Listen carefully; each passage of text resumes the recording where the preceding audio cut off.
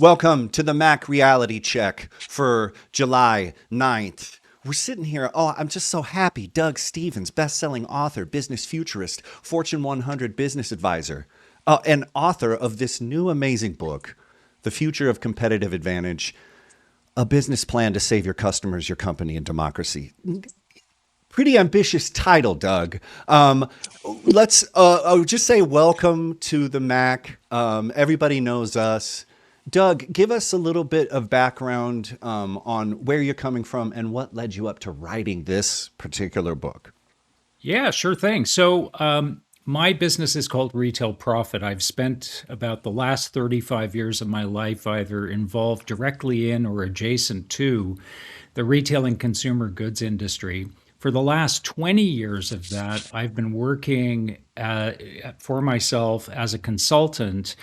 And my thing is really trying to get businesses to focus out on a longer horizon, about a 5 to 10 year horizon. And I sort of sit at the corner of economics, demographics, technology, media, and now the political realm as well. And I try and synthesize what's happening at that intersection into an embraceable picture of what may be coming at businesses and allow them to build strategy against that. So the book, this book that you mentioned, is was really sort of the collision of a few different things that hit me in and around 2024. And it was born out of the frustration that I was experiencing with the business sector. I was hearing the business sector in 2024 basically debating the same issues, the same headlines and topics that they had been for about the last decade. And meanwhile, I was looking around like many of you, I'm sure, and I was seeing the whole world changing before my eyes. I was seeing democracy hanging by a thread, not just in the US, but around the world, in many countries around the world, not the least of which was Canada at the time. Income and wealth inequality had hit a tipping point, had just hit an absolute inflection point. AI was poised to widen and deepen that gap. We had basically priced out an entire generation from the lifestyle that their parents had taken for granted. And, the retail industry was still debating omni-channel commerce. So I wanted to understand how we got here. And it became pretty apparent pretty quickly that the business sector, enabled by government from both sides of the aisle, it wasn't a right versus left thing. Everybody had a role to play in this, had basically led society on a 45-year march to a world of haves and have nots. And it was in that environment that people had lost trust in democratic institutions. They had lost any sense of fairness in the capitalist system to raise the fortunes of all. We had lost our determination to make meaningful investments in education, and we were seeing the results of that play out. And in that environment, history is pretty unambiguous that no business can survive long term in a society that's failing. So that prompted me to really try and chart what the new frontier of competitive advantage might look like, because it seemed to me that as consumers, what we didn't need was faster delivery, more cheap offshored product, or an iPhone with two more cameras in it. We needed trust in institutions and in businesses. We needed a belief in fair capitalism that worked for everyone.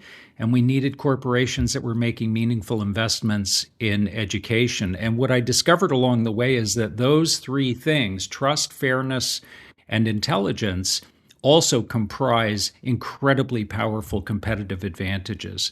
So the book basically explains how we got here, the role that business played in getting us here, and charts a new path toward a world where being a good business is no longer a sacrifice, it's a competitive superpower. Yep, and he's not kidding, folks. Before we hit record, I'm 50% of the way through. Um, Most of this is you citing references because when you hear Doug saying, oh, someone might honestly think he's out there beating some drum, not speaking truth, actual documented facts. And so, this case that Doug just made for that crippling 45-year march is born out with evidence in this book. So it's incontrovertible. It isn't just a take. And that's sort of what I wanted to open up because as we were having this, I was creating some questions for this. I was like, let's keep politics out of it. And when I read your book, it said that has been one of the most disastrous sort of firewalls that we've put up. Can you, the way I phrased this, I was happy. You say avoiding politics and business has been disastrous. What's a way to reframe this important discussion as not a dip into polarized waters, but a refreshing blast of democracy in action? Yeah, great question. So, yeah, I in the book I say that the worst advice I ever got was that you should never mix business and politics That sounds because crazy. Right now, people are like, they're shutting off the thing. They're like, no, I won't hear about it. Why right. are we so averse to this, man?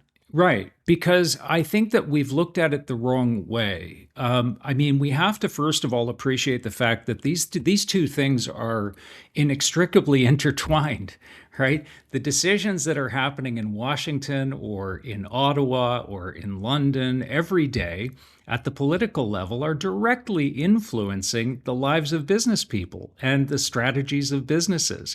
And the actions that businesses take within their communities of operation and the societies in which they operate directly impact the political landscape and the social landscape. So we have to start from a baseline of understanding that these are, in effect, one and the same discussion.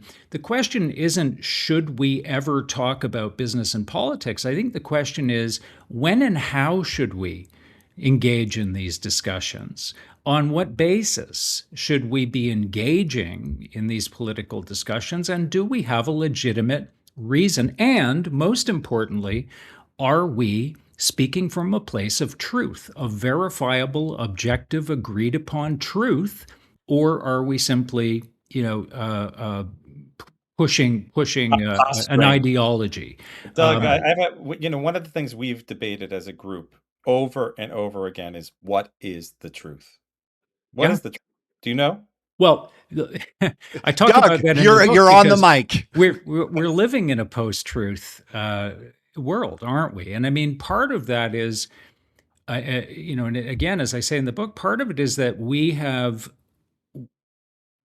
dumbed down society to the point where I believe a significant percentage of people actually lack the critical thinking and judgment to discern truth from fiction. Number one, we have enabled a social media landscape that has monetized and weaponized information for purely for financial benefit.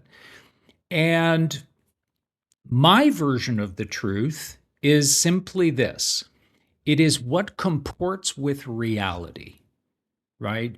So, I mean, I can look out the window and I can tell you right now that it's dark as, as midnight, but that is not going to comport with the reality that the sun is shining, right? It's noon in Toronto and the sun is shining. So I think we have to start with what comports with reality. We have to get down to that. And that is why, to Jacob's point, in the book, I was extremely careful at every single step whenever I was talking about issues having to do with whether it was Trump or whether it was some other political policy, or I was very, very careful to reference fact along the Right, way. right, Confirmed, verifiable, objective, referenceable fact that right. comports with reality, because that I think is where we've kind of lost ourselves.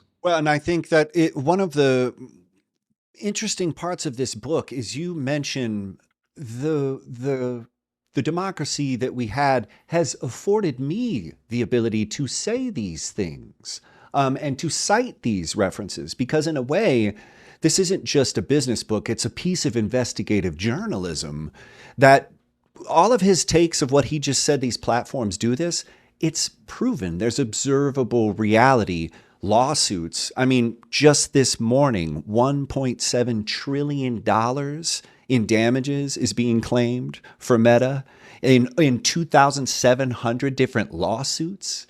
And we are talking about omni-channel marketing. And we're wondering if you can make a coupon or could the button be blue?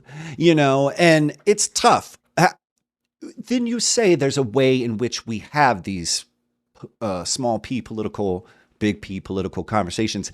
How do they bring it up? Because look at Google. They said the war is wrong. I'm going to chain myself to this door. And they're like, you're fired, homie. Keep your politics out of my business. Do you remember? Like there was some really virulent takes on Google handling its employees when they spoke out against the war. Mm-hmm.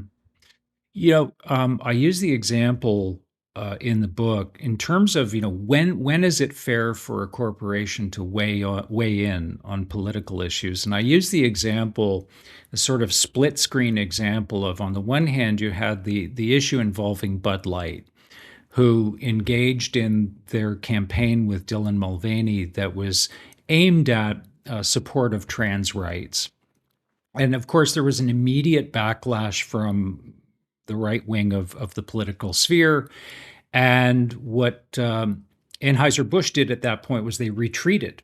They retreated Right. from the issue. They started Right. blaming people at Bud Light, the marketers. This wasn't us. This was their idea. We had nothing to do with it, kind of Right. thing. And that pissed people off on the left, right?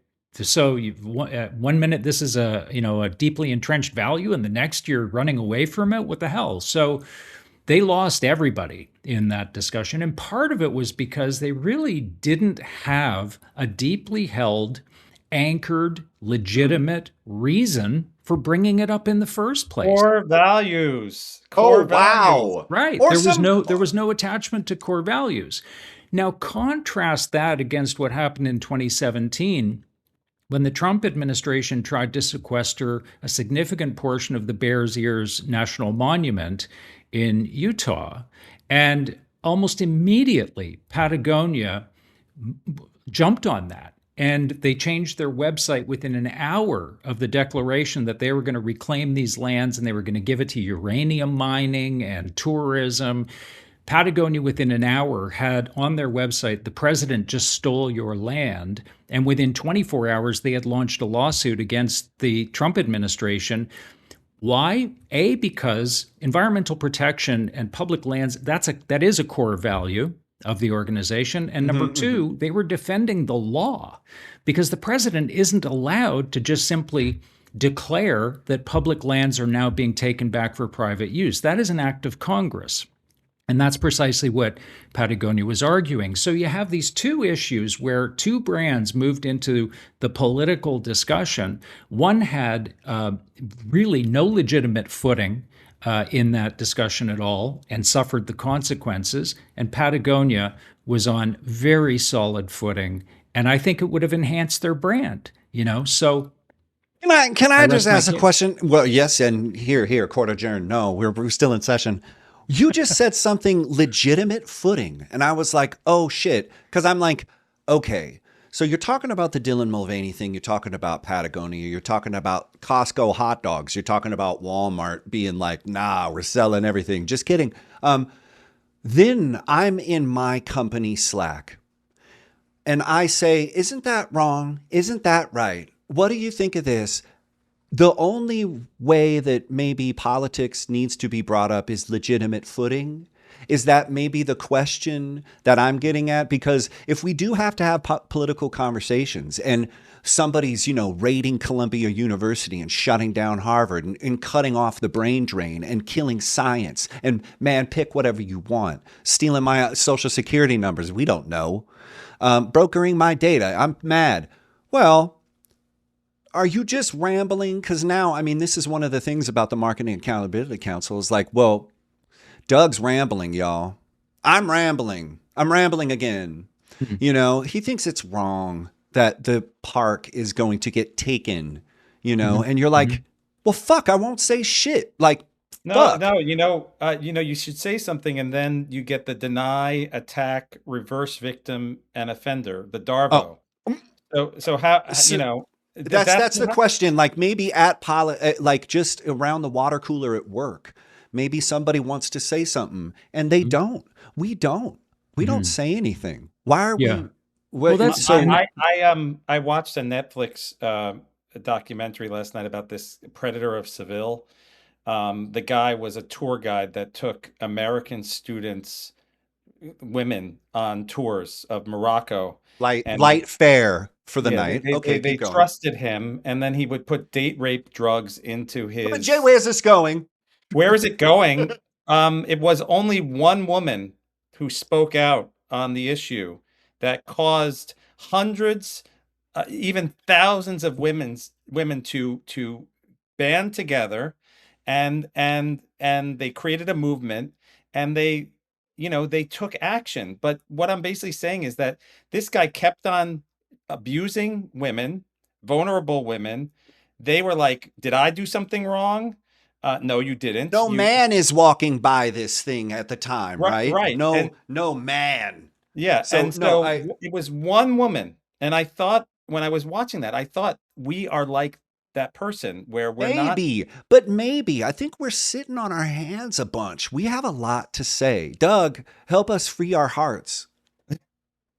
y- I think that part of a corporation's responsibility, if we accept the idea that corporations have a stake in healthy democracy, because healthy democracy, and I talk about the metrics associated with strong democracies in the book.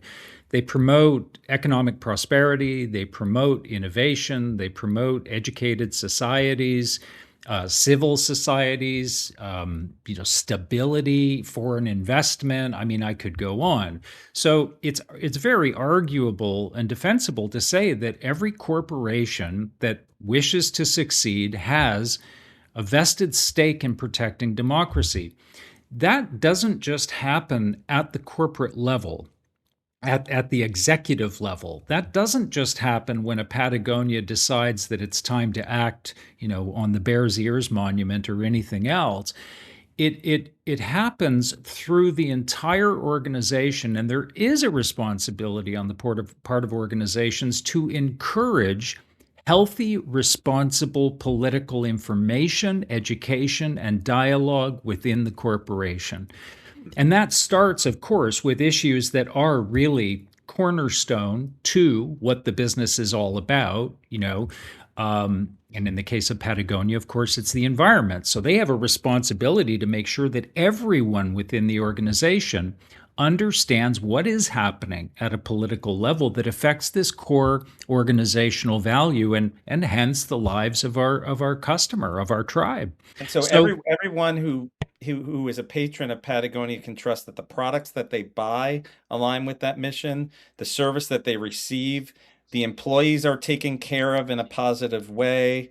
exactly. We're not using sweatshops to build our products, right? So it is this related to like being like a B Corp or something like that? Like, or is that just in general good business? I debated that exact question, Jay. When I embarked on this, I thought, am I basically just making the case for B Corp here?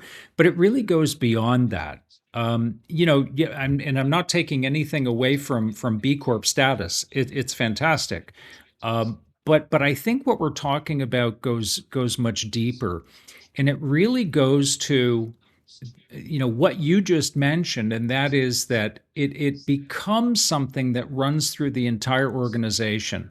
That if we believe that democracy functions on the basis of trust in institutions, and we trust institutions when we believe that those institutions and ideals actually result in us being treated fairly, then we have to use those two standards within our own organizations. We have to make radical trust an ambition of the organization. So it's not just, we're a trusted corporation because we've been around for 200 years and we make a reliable product.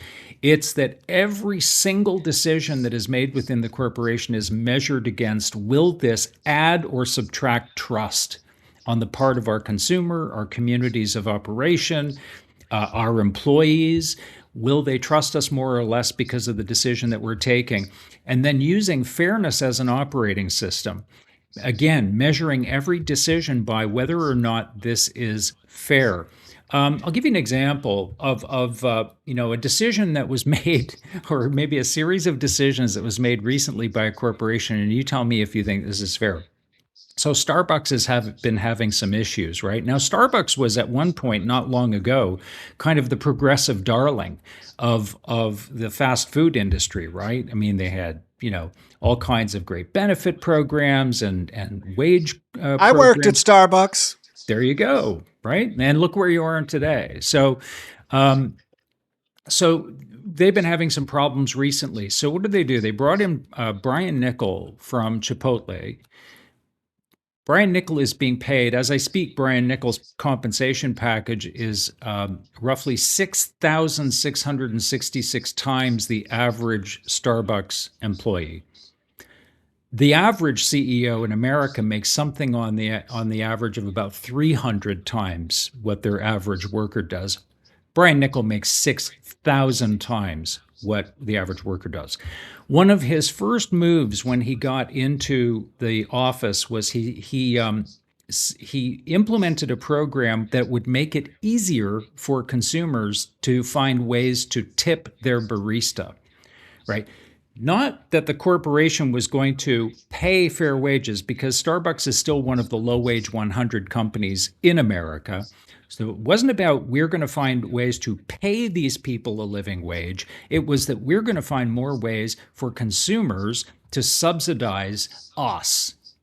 Now, if you were measuring that decision against those two barometers of will people trust us more or less when we've concluded this, and is this fair or not, how would it grade, right? That's a simple one. But these kinds of decisions are being made every day by the millions in corporate America, and they are shaping society as we speak. I mean, this is kind of the conversation we were having earlier, Doug, which is always like where I come back to, which is it's the money at all costs, right? It's revenue growth and, shareholder, got to get their money back. And that's the onus. And I think to your point with the Patagonia, which you can see in almost every example, is also like sticking true to a philosophy, a moral compass, a set of values that used to be kind of standard in the pre-80s. Yeah. I feel like it's like that was how you built a company. And right now it feels like a lot of these companies, ones that were established, went away from that. Southwest, an example of that. Starbucks, also an example of that. I use Starbucks as like the mission is to be a third space. That's the onus of the company, Yeah. right? It's like that went away. They went to that kind of fast casual, just get in and out. And as soon as you move away from that, then the trust and the sort of morality all goes out the window. Then it's like money, just let's get the money. And I feel like the Costco example and the Patagonia example is, if you service people, you can make money. When did the shift happen? That's where I live. It's like, when did the shift happen? When did we stop going, we can still make money and service people, of which it doesn't matter, like at all costs, whatever we have to do, eke every dollar out of everybody, as long as the shareholders get taken care of. Yeah. There's something happened where like that shift happened, and I don't know what it was. Well, I mean, there's considerable debate about that, but what I talk about in the book was my belief that the shift happened in the early 1980s, as you mentioned, and it happened because Milton Friedman and the Chicago School of Economists convinced enough politicians that the way to extraordinary growth was not what the idiots were doing after the post-war, making the middle class more prosperous and robust and optimistic and better educated. That was a fool's errand. They believe that you actually make the shareholder really the only concern, and if you drive enough wealth to the shareholder, all of that wealth will, let's all say it together, trickle down. Gosh. Trickle down to the lowest levels of society, and that was just really a load of bullshit.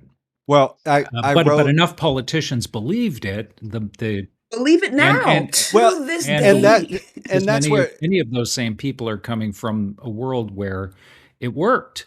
It worked because they were part of Goldman Sachs or Bear Right. Stearns, or part of the financial class that benefited directly from that Yeah. line of thinking. It was just the other 80% of society that suffered because of it.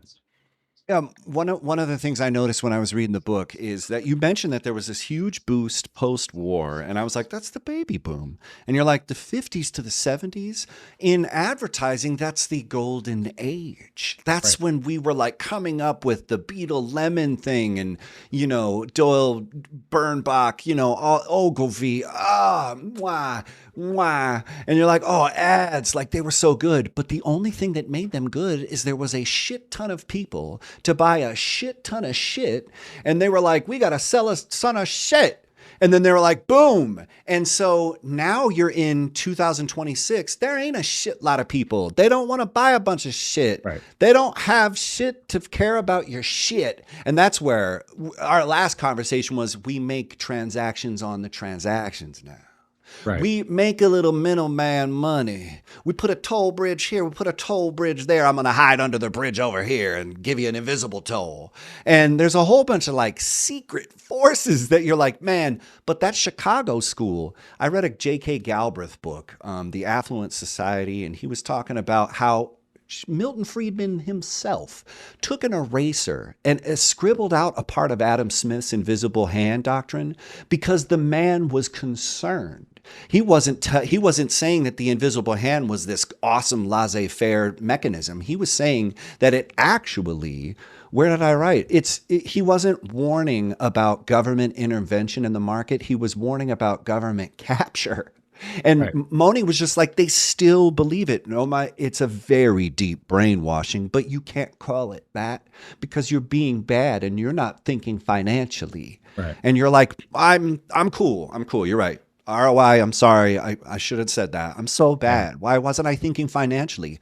Those motherfuckers are so on the other side of truth that it's like, I could speak as financial as I want, and you're still going to do this nonsense because it's brainwashing, period. Yeah. End of story. How do you pull people out of this? This isn't I, just me talking like some Che Guevara rebel here. yeah. Yeah. I think what we have to recognize, and I do think that we are coming to this recognition, whether we like it or not, that That's true. the last 45 years has been about constant extraction,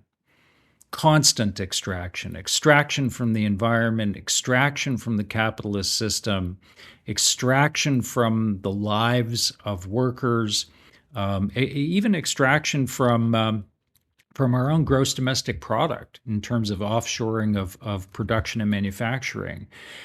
And we're kind of at the point where there's not a hell of a lot left to extract.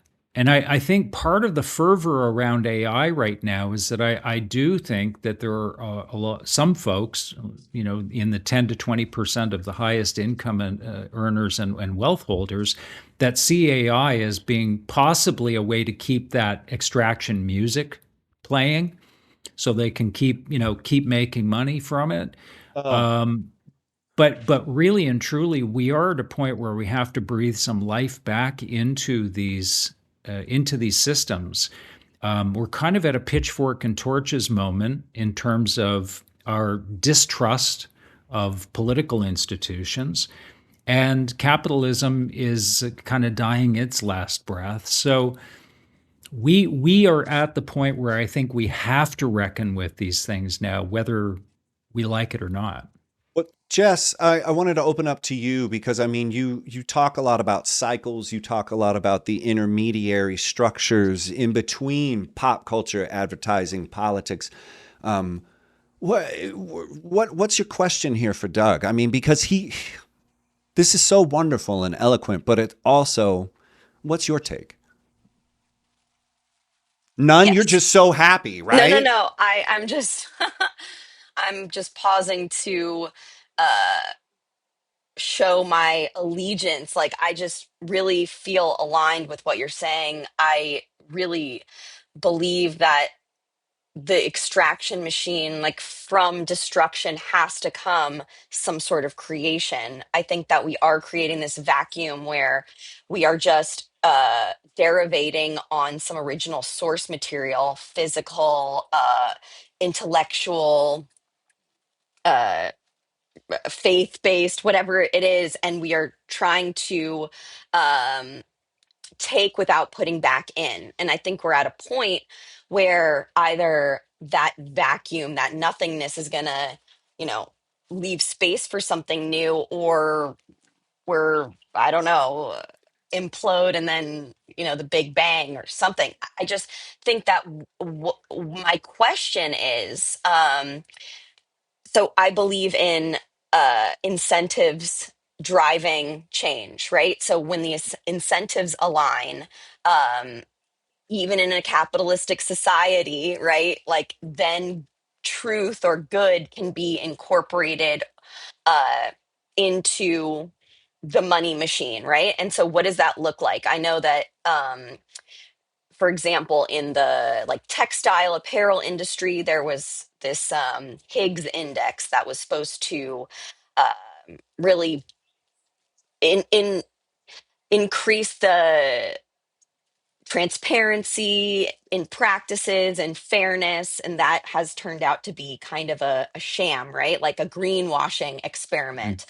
And I think that, you know, what you were saying about making money on the margins through incorporating the consumer to do the work that a company should be doing for their employees, it's like that makes sense on a market economics, you know, chart, right, where you're eking out money on the margins. But I guess I'll let you cook with this, but I just want to, you know, brainstorm or hear you what you're thinking about how policy is going to play a role in this, and how we can align incentives to outcomes other than Right. the consumer sees we're good and it's great.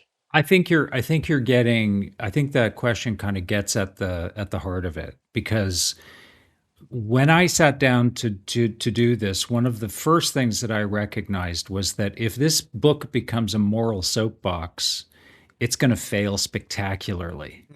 There isn't a CEO in America that's going to give a rat's ass about this thing, because when you talk to a CEO from the standpoint of morality, they glaze over. They're not even listening to you at that point.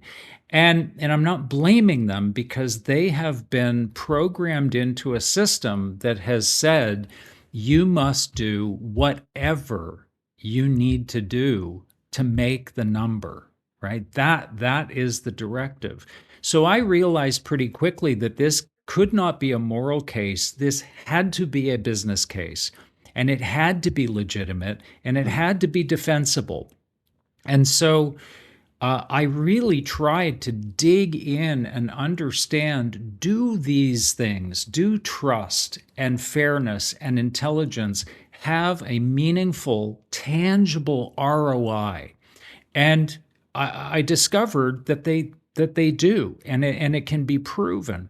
And you know, there was one example that Jake mentioned in the intro, and that was around Costco versus Walmart. And I'll just give Right. you this really, really quickly, because I think it's highly instructive. Jim Senegal, who was the CEO of Costco, he is now the chairman of Costco, and one of the co-founders of the business. For decades, paid Costco employees decidedly more than people at Walmart were being paid, on average about 42% more. And discount retail, that's a big, big margin. That's a big difference. He gave people great benefits. He gave them a great working culture. He limited his own compensation so that it would be more fair in comparison to his own employees. And Wall Street badgered Jim Senegal for decades and said, "Man, what are you doing? You've got to cut wages. You've got to trim down the benefit plan. You have to try and tighten up expenses." And Senegal held his ground and said to the market, "Listen, you guys are mistaking what I'm doing here for charity." This isn't altruism. This is good business. And when you look at the numbers that Costco throws off compared to Walmart, it is dramatically different. So Costco has 8% annual turnover of employees compared to Walmart's 60%. So what's the cost associated with that? And Training, all of that, and new let me Right? let shirt. me tell you this. I heard a radio ad about Walmart saying that their employees have upward mobility, and I wrote a LinkedIn post about it. It's like, so let's go from floor associate to senior floor associate to the one above that, and there's like 25 levels of people, but they advertise the good stats and they ignore the bad stats. I just want to ask you a question as we need to sort of land the plane. Doug, what do you do if you're the consultant and you're coming into a company and you know that the company has some issues like the issues at Starbucks or the issues at Walmart or whatever it may be, in order to be a credible businessman or business person focused on solution-oriented stuff, what can be done? Is it too late to come into like a Starbucks and say, "Oh, maybe you should use better ingredients. Maybe you should treat your people better." Like, what's the first step that they need to do? So I would say this, having gone through the journey that I went through, having done the research that I've done, and having looked at the numbers that I've put together, I would say this: if your employees don't trust you, and if they come to work every day believing that they are being treated unfairly, and I'm not talking about being treated unequally, I'm talking about being treated unfairly, there is no ingredient. There is no new machine. There is no new marketing program that will save you, because those employees will undermine you every step of the way. And here's just a couple of other things for CEOs to think about. 84% of consumers believe that fair pay is important. 87% believe that wages should keep up with inflation, that people should not be falling behind inflation. 77% believe that fair pay is vitally important. And that builds their trust in your business, and that builds their purchase intent. If they trust you, they are more likely to buy from you. And so these are kind of the numbers that you're dealing with. So if you're not trusted and you're not dealing fairly with people, and this applies to consumers as well, then there is no voodoo or or marketing that's going to save you. What you will be in a position of having to do is nothing but share buybacks until your Oh, business goes out of business. and we could merge, or we could buy our competitors, or Exactly. become a monopoly, and then you get that cool monocle. Yeah, Um, that's here, right. not all monopolies come with that monocle. One of my questions was, I read a part in your book where all these business leaders got together around a round table and they said, "We're going to do this. We believe in fair pay. We want everybody to make money." And at the end, 2 years later, they checked with everybody who's like, "Hey, who in this group of really big senior business leaders for the biggest companies in America, you made this pledge, you were going to make fairness and you were going to do all this?" None of them did anything. Nothing. Everyone says they're going to do it. Everyone says they care. Mhm. Everyone says, "I'm about to do," yes, of course, it's very important. The point is, you're saying, CEOs, figure out if people trust you or if you're fair.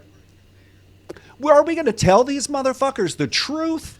I mean, that's the really big The, problem. the Like, truth at is, some point, this person doesn't have to stop lying. well, I they have to also stop they lying to leave when things myself. get hard. That's the thing. Like you talk about the CEO of Costco, who's like a lifelong CEO Jim, type of guy. The CEOs, CMOs, all these leaders come in. They realize what they're up against. They realize that they could earn money. When you become a CMO, no matter how effective or ineffective you are, you'll get another CMO job, and you could just Keep on doing that Is that racket. true? Oh, I want that I've racket. seen it happen over Well, and over and so over that's the again. thing. I think the other thing is people talk that talk, but they don't walk that walk, They don't Doug. walk that walk. They don't do hard things So, that are going to make them look They bad. don't do hard Yes. things and buck the Yes. system. It's hard, right? And it's like you have to Costco, you have to have your own value, moral system, trust it and stick with it. Because I'm telling you right now, private equity came into Costco right now. As great as that business is doing, they slash the margins, slash and it everything. would look good. And it Southwest. would look good. Absolutely. And it would look And good. the stock price would go out the crazy Yeah. window, and everybody's winning. Yeah. Yeah, you're absolutely right. What's interesting, just to finish off the Costco tale, is that Sam's Club, which is a division of Walmart, of course, was being run at the time by a guy named John Furner, who was looking, over the fence at Costco and thinking, "What the hell are they doing? Like, we're struggling over here, and these guys are killing it." And finally, it occurred to Ferner that, hey, maybe paying people a living wage and treating them with some dignity actually has a payoff. And so he raised wages at Sam's Club, and they experienced enormous gains in revenue, decreases in absenteeism and turnover. They really had a tremendous windfall as a result of it. John Furner is now the CEO of Walmart. He took over at Walmart. So, there things can change. Well, and I Right? wanted to point out, you mentioned in your book, Doug, when Sam's Club did that, TJ Maxx followed. All of Right. these other like 5, 6, 7 retailers were like, well, there's no way we can do it if they're doing it right. Yeah. God damn it, now I got to do it right. You change the market It's dynamic. a bit of an interesting example of public pressure if it's there enough. I mean, recently we just saw HubSpot, say that they were going to enrich their data with your data and maybe make some money. We didn't like that. And they pulled it back in 2 days. They were like, we got this wrong. So I do think, Doug, we are at a very interesting point with 5 minutes to kill. There is a lot of, I also think AI is sort of forcing this conversation because they're like, yo, if you could automate this the whole time, what did you really do the whole time? Yeah. So I think we're at a really interesting point and people are changing their tune. This book is important and people have to get it. What's your ending part? Like for the marketer, the Joe and Jane out there next Monday morning, if I can do 1, 2 things, what do you think is that democracy saving, kind of vivifying American response or, democratic response to this? What does Monday morning look like for us? I think that if you bring this right down to a human level, I think we have to understand that the decisions that we're making um, at our jobs, the decisions we make every day, the decision to incorporate drip pricing, the decision to, have sort of dark patterns in the way we deal with consumers, the decision to lie about the quality or the performance of our product. All of these things in isolation may not seem cataclysmic, but what we have to appreciate is that these things are like there's a butterfly effect, right? And there's a compounding, because if this is happening at 100,000 different businesses, then that begins to really shape the future. And why does the future matter? I mean, it doesn't matter to me. I'm probably going to be dead in 20 or 30 years. Oh no, so Doug. I don't really care. But if you have someone in your life who you do care about, someone who's younger than this is the world you're going to be handing over to them, and I think that we have to start thinking about, will we be proud to hand this world over based on what we have created, and right now we're not in a very healthy situation. I have grandchildren. I want to leave a world to them where they can feel that they can trust their government, where they feel that they can work and make a living and be able to afford a decent life, where they don't feel that every corporation is trying to cheat them and steal from them. I want them to live in that world. not the world that we inhabit right now. So maybe we look at it from a legacy standpoint, if nothing else. But what I would also suggest is take a look at the last 13 pages of this book, because there's a kick-ass business plan that will just make you more money by being a good company. It's well, the point is about this book is that it is inherently history based, because where you're headed is called the future, and the only place that shit comes from is the past. So you better learn it. Get with Doug, read this book, and seriously, he details how it's an incentive based, economic, financial, clear-headed decision to focus on making the environment more optimistic for marketing and a better future. Doug, man, people want to connect with you. How can they do that? Just on LinkedIn. And if they want to buy this beautiful book, where do they buy it? LinkedIn, or you can go to retailprofit.com. That's the mothership. Look under books, and you'll find this one there, and you can buy it at any of your favorite bookstores.